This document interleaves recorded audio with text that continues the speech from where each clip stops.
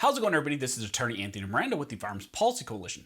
Today I want to bring to your attention magazine capacity restriction bills which have been introduced both in the House and the Senate. The bills are H.R. 2510 and S. 1108. These proposed bills seek to fulfill Biden's call to ban so-called large capacity magazines that he believes no one needs. These bills would ban the sale, manufacture, transfer, possession, or importation of magazines that can hold more than 10 rounds. Let's take a look at S. 1108, also called the Keep Americans Safe Act, introduced by Robert Mendez out of New Jersey. Under this bill, a so-called large capacity ammunition feeding device will mean a magazine, belt, drum, feed strip, helical feeding device, or similar device, including any such device joined or coupled with another in any manner that has an overall capacity of, or that can be readily restored, changed, or converted to accept more than 10 rounds of ammunition. This definition does not include any tubular device that accepts .22 caliber ammunition. One interesting thing this bill does, different from other state magazine bans,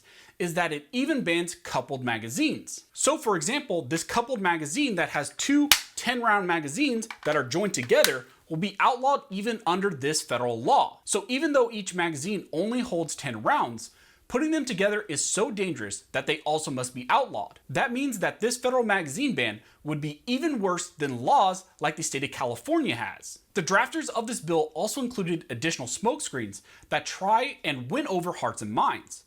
The bill includes an exception where any large capacity ammunition feeding device possessed on or before the date of enactment would be grandfathered in. Therefore, prior possessed magazines will still be legal to be in your possession.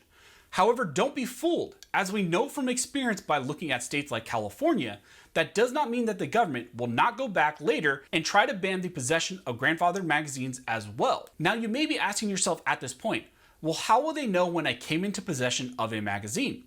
Well, this bill would include a requirement where all magazines manufactured after its enactment must include a date stamp. Therefore, manufacturers will be required to date stamp any new magazines, and therefore your possession of a magazine that holds more than 10 rounds dated after this bill will subject you to criminal penalties. Magazine capacity restrictions have been a major focal point of the anti-gun agenda as well as the Biden administration. These bills would ban something that is clearly protected under the Second Amendment. So if you oppose these bills and agree that magazine capacity restrictions are a clear violation of your Second Amendment rights, please head on over to joinfpc.org. Your donations go directly to helping our team fight against these 2A infringements. Also, if you're interested, head on over to fpcgear.com and pick yourself up an exclusive sticker drop before they're gone. Once again, this is Attorney Anthony Miranda with the Firearms Policy Coalition. I'll see you guys next time.